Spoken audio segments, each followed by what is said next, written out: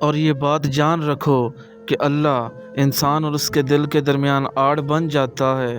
کیا زندگی ایسے ہی گزر جائے گی؟ نہیں تو معجزے ہوتے ہیں، دعائیں سن لی جاتی ہیں، زخم بھر دیے جاتے ہیں، دل جوڑ دیے جاتے ہیں، کن فرما دیا جاتا ہے۔ صرف ایمان، توکل اور صبر کی ضرورت ہے۔ یہ دنیا چاہے تمہیں جو بھی بننے کا موقع دے، تم سب سے پہلے رحم دل بننا۔ پی پیالہ صبر دا، کوئی نہیں ساتھی قبر دا۔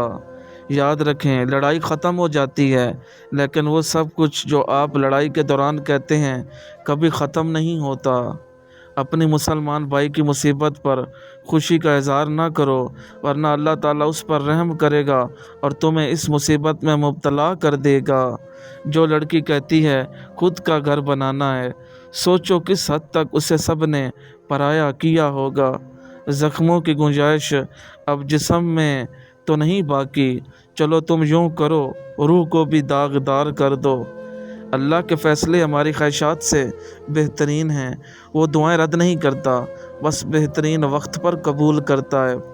سجدے مکمل کرنے والوں کی کہانیاں اللہ نامکمل نہیں چھوڑتا۔ بے وجہ خوش رہا کرو، وجہ اکثر مہنگی پڑتی ہے۔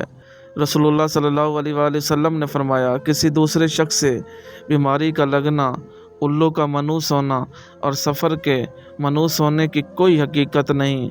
جس جگہ بھی سر رکھو گے ٹھوکر ہے، سوائے سجدے کے۔ زندگی میں ایک مرتبہ انسان ضرور کسی ایسے شخص کے پاس آ کھڑا ہوتا ہے جہاں سے وہ مزید ہلنا بھی پسند نہیں کرنا، خواہ ساری دنیا کھو جائے۔ فرمان آخری نبی صلی اللہ علیہ وآلہ وسلم، اچھا گمان عمدہ عبادت ہے۔ جو تمہیں اپنی بہار سمجھے اسے ہمیشہ سر سبز و شاداب رکھو۔ اے سبب پیدا کرنے والے رب، کوئی خوبصورت سبب بنا کر میری ان تمام راہوں کو ہموار کر دے جن کے لیے میرا دل پریشان ہے۔ جب بے وجہ توڑ دیے جاؤ تو سمجھ جاؤ کہ اللہ تعالیٰ اپنے قریب لا کر جوڑنا چاہتا ہے۔ میرا اللہ فرماتا ہے، ڈرو مت، میں تمہارے ساتھ ہوں، ہر بات سن بھی رہا ہوں اور دیکھ بھی رہا ہوں۔